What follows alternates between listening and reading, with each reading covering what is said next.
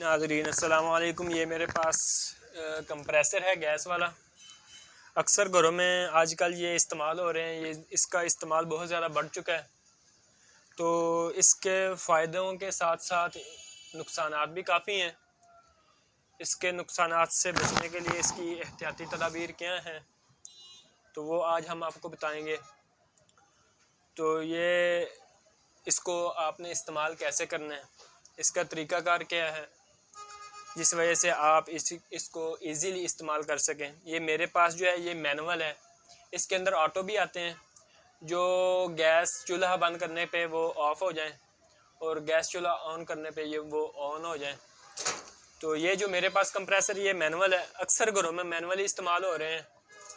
تو جو دوسرے کمپریسر ہیں آٹو وہ بہت زیادہ کم استعمال ہو رہے ہیں، وہ تھوڑا سا مہنگا بھی ہے اور لوگ اس کو خرید بھی نہیں رہے، کم خرید رہے ہیں۔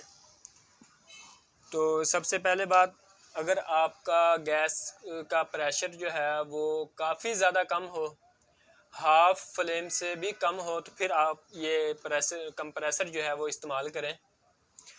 اگر آپ کا جو گیس کا پریشر ہے وہ ہاف فلیم ہو یا ہاف فلیم سے تھوڑا زیادہ ہو تو پھر آپ یہ گیس کمپریسر نہ استعمال کریں۔ اس کے نقصانات یہ ہوتے ہیں کہ پیچھے سے گیس کچھ صحیح آ رہی ہوتی ہے اور آپ اس کو استعمال کرتے ہیں، وہ گیس زیادہ ہونے کی وجہ سے جو آپ کے چولہے کو پیچھے پائپ لگے ہوتے ہیں وہ اتر جاتے ہیں، آپ کو پتہ نہیں چلتا اس چیز کا۔ تو وہ اترنے کی وجہ سے پھر گیس جو ہے وہ باہر نکلنا شروع ہو جاتی ہے اور کسی بھی وقت وہ حادثے کا شکار ہو سکتے ہیں۔ تو سب سے پہلی تدابیر یہی ہے احتیاطی کہ آپ اس کو بالکل لو گیس ہو پھر آپ اس کو استعمال کریں۔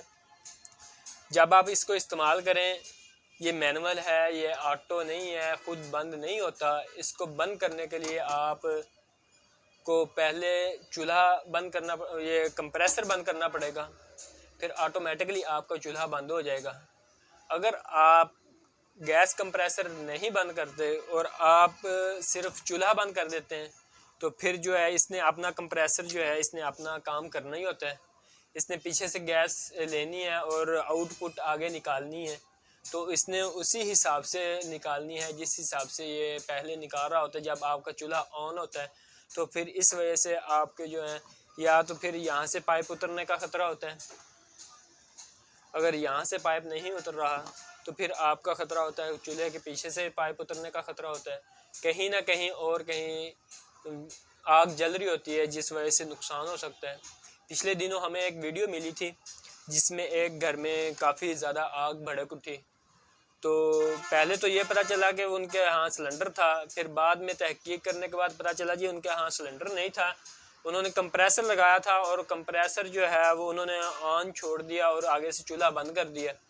چولہا بند کرنے کی وجہ سے وہ جو گیس ہے وہ آگے سے پائپ اس کا اتر گیا، جس وجہ سے وہ ان کے گھر میں گیس بھر گئی۔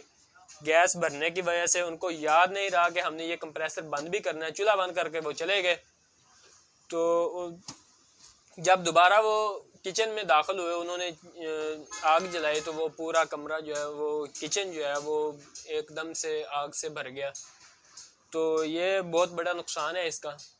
آپ جب بھی اس کو استعمال کریں، استعمال کرنے کے بعد سب سے پہلے آپ کمپریسر کو بند کریں، کمپریسر کو بند کرنے کے بعد پھر آپ چولہا جو ہے وہ آف کریں۔ یہ نہ ہو کہ آپ چولہا آف کر دیں اور کمپریسر بند کرنا آپ کو یاد نہ رہے۔ تو کائنڈلی اپنا خیال رکھیے، اپنے بچوں کا خیال رکھیے۔ شکریہ، اب ہمیں اجازت دیں۔